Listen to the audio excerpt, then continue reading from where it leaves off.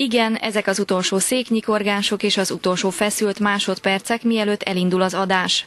Az izgalmat növeli, hogy a sok mikrofon és a mintegy 300 hallgatón kívül a kamera is rögzít. 3, 2, 1, mehet! Nagy szeretettel üdvözlünk mindenkit a Degen Rádió szeptember 5-i adásában. Gyönyörű vasárnap délutánunk van, irodalomórával kezdünk. Először is szeretném bemutatni a jelenlévőket a stúdióban. Nagy szeretettel köszöntöm Bádor Zsuzsa tanárnőt, és köszönöm ezúton is, hogy elfogadta a meghívásunkat. A vasárnapi adás első percei után szerdán is kimentünk a Táncsics stúdióba megnézni, hogyan zajlanak az előkészületek, és hogy megtudjuk, honnan az ötlet. Ez a kis stúdiónak a külső része, ahol helyet kapott egy Yamaha keverőpult. Ezen állítom a mikrofonokat, így a csúszkákkal. Üdvözlöm Csernai Csilla műsorvezetőtársamat, illetve Deut műsorvezetőtársamat szintén. Sziasztok!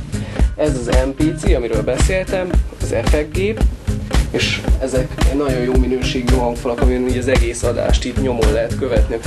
Mindenkinek! És már is szeretnénk felhívni a kedves hallgatók figyelmét, hogy maradjatok még majd velünk sokáig, mert nagyon meg fogja érni most. Itt van Ákos helye, és ő kezeli ugye a csetet. Ezen a gépen pedig innen megy ki a jel az egész rádióról. Tehát ennek van az egyik, mégis mindennek fontos szerepe van, ez az egyik főszereplő. Ugyanis Savage lesz itt nekünk, és az életviteléről fog nekünk egy tájékoztatást adni, és aztán még egy kis meglepi zenélés is bele fog férni ebbe az akcióba.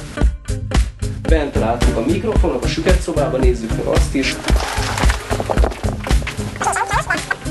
És akkor itt foglalnak helyet a műsorvezetők hárman, itt a tanár, és így működik ez az egész műsor. Irodalomórával kezdjük. Bádor Zsuzsa tanárnő vezényletével, aki már is felvázolja, hogy miről is lesz ma szó. Azon morfondírozunk, hogy ki a világirodalom első két remek műjének szerzője, avagy szerzői. Arra gondoltam, hogy a mai fiatalság elsősorban az interneten éli most már ki a tudásvágyát, meg a tudásszomját, és akkor miért ne tudnánk összekötni a kettőt? Hogy egy kicsit értéket közvetíteni úgymond az internet mocsaras tengeréből, és ezzel egy kicsit felvilágosítani őket, újra rávezetni őket a tanulásra, a tanulásvágyra. Ezen én is el szoktam gondolkozni különben. Néha nem hagyja nyugodni a gondolat. Minden egyes alvás előtt. Ja, elborult pillanataimban, amikor éppen önkívületben találom magamat, akkor ez a gondolat foglalkoztat egyedül.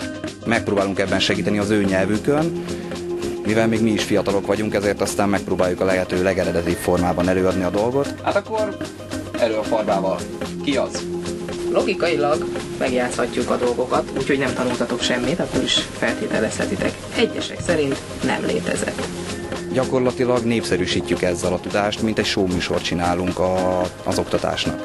Aztán egy újabb elmélet, ami nagyon jól esik nekünk Csillával, hogy létezett férfi helyett nőként. Hihetetlen volt, hogy mondom, diákok a nyári szabad idejükben ilyesmivel foglalkozzanak, hogy azonnal vevő voltam rá, leültünk, beszélgettünk, és meggyőztek arról, hogy ez nem egy fellángolás, nem egy futó ötlet. Természetesen ez nem annyira újszerű találmány, már az 1800-as évek végén megpróbálkoztak a feltételezéssel, hogy Homérosz nő is lehetett. Ők ezt nagyon pontosan végig gondolták, és megszervezték ezt. Úgyhogy így kerültem én, illetve a Táncsics stúdió a képbe, mit tudjuk biztosítani azt a technikai hátteret, ami egy ilyen élőadáshoz szükséges. De most szeptemberben Amerikában megjelenik egy könyv, ami mindössze abból indul ki bizonyítékként, ezt ugye a logikát tanultok, nem tartjátok elegendő érvnek, hogy semmi nem bizonyítja, hogy Homérosz férfi volt. Csernai Csilla vagyok, a Szegedi Tudományi Egyetem gimnáziumpedagógus képzőkarára járok, és hallgassatok minket. De már most logikát keresni az irodalomban, tehát azért ennél ne ragadjuk le szerintem. Én a hangmérnök, tehát a rádiónak a mindenféle hangjáért felelek.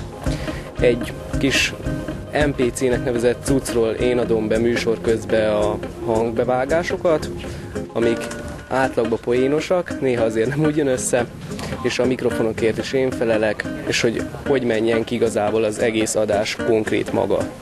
Tehát ez lenne az én dolgom. Szőke volt Kleopátra? Már. Azon a vidéken nem fejlődhetett ki szőke. Nem fejlődhetett. Már nem is onnan Csak kékhajú emberek laktak együtt. De mondjuk ugye nemrég történt, hogy néger apától, néger anyától született ugye fehérbőrű szőkehajú kisfiú. A főiskola előtt Szentesre jártam a Horváth Mihály gimnáziumba dráma tagozatra, úgyhogy már csak ezért sem állt tőlem messzire ez a rádiózás. Milyen témákban vagy kompetens, hogyha van ilyen felelősség esetleg a válladon a műsorban? Matematika inkább és magyar. Ezek állnak hozzám közelebb. Na mindegy, folytassuk, hogy egy olyan személyről lesz ma szó, aki valójában nem is létezett. Van pozitív, negatív hozzászólás. Negatív annyira nem jellemző, inkább pozitív, hogy szépen pont ebből feleltem, tök jó volt, és már nekem is most írtam meg tegnap például azt a dolgozatot, ami a legelső téma volt a legelső adásnál, tehát ez így tök jó. Szenzációs. Azt hiszem, hogy embert próbáló, de ugyanakkor nagy élmény. Az iménti gondolatmenethez, az azért nem nagy bizonyíték, hogy arról nem szólt senki, hogy férfi volt, tehát valószínű akkor, hogy nő. Teljesen szokatlan forma a megszokott katedrai gyakorlathoz képest. Az, hogy másként kérdeznek, mások kérdeznek, és néha akkora szakmai tapasztalatot próbálnak sejtetni, ami voltaképpen nincsen, de mégiscsak valamiképpen érzékelhető, és ez veszélyessé teszi azt, hogy egy tanár kinyilvánítson, úgyhogy itt nem is lehet megtenni. Ennél sokkal meggyőzőbb, hogy a szóbeliség idején, ami ugye megelőzte a két mű születését, világszerte nők adták tovább a szájhagyomány útján, vagy énekelték meg azokat az elbeszéléseket. Kollégák számára mit üzen, aki ide jön, az mire számítson? Kezdetben nehézségekre. Én úgy érzem, hogy mindenkinek egy kicsit meg kell szokni, hiszen ez egy teljesen más dolog, mint amire szocializálódtunk. De utána annál nagyobb lesz az öröm, annál nagyobb lesz a sikerélmény, és azt hiszem, hogy ha valaki igazán szokatlan szakmai továbbképzésre vágyik, akkor ezt meg kell próbálnia. Szerdán délután angol és magyar óra volt terítéken. Az angol egyszerű múlt angolból, ugyebár, és a magyar órán pedig az Odüsszeja. Homéroszi kérdés. Már a múlt alkalommal feszegettük, de azt hiszem, hogy azért mégiscsak a kultúra bölcsőjét hosszabban kell ringatni, úgyhogy még ma is egy kicsit az Iliász és az Odüsszea körül forognak a gondolataink. Az élőadásnak persze varázsa van, nem lehet hibázni, vagy fel kell vállalni. Az egyszerű múlt angolból. Erre mindenki a telefonjához kap. Ja. Mindenki így cseng. Vendégünk volt... Egyszer, bocsánat. Jó, ennek Na még egyszer. Neki akartam futni. Jó, szóval... Tehát a stúdiónkban üdvözölhettük már egy adás erejéig, egy felvétel erejéig dr. Dancsó József országgyűlési képviselőt, illetve Minamizuka Shingo történelem professzort Japánból, aki külön megtisztelt minket azzal, hogy eljött a stúdióba és tartott nekünk egy osztályfőnöki órát a japán oktatási rendszerrel kapcsolatban. Viszont nagyon fontos a rádiónkban a zenei képviselet is, ezért vendégünk volt Cortez Pro-Audio, aki mellesleg így csapattársunk is a rádióba. Ő egy félórás mixet rakott oda nekünk, és itt volt DJ Savage, aki egy országosan elismert DJ. Az adásban felhasznált zenék jogdíjának kikerülésével a költségeken nagyon sokat lehet spórolni.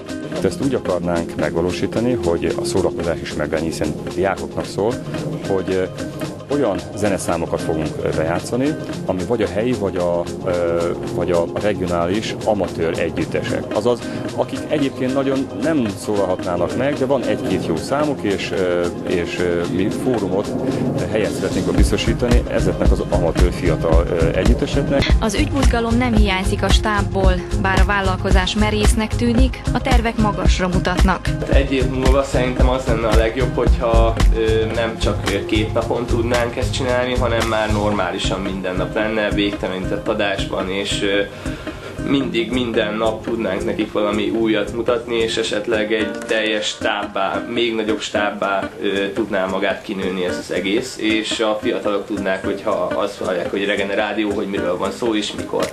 Kitartás, az igyekezet, az mindvégig meglegyen bennünk, egy emberként menjünk előre. És hogyha megvan ez a fajta hozzáállás, akkor szerintem sikere van ítélve a dolog.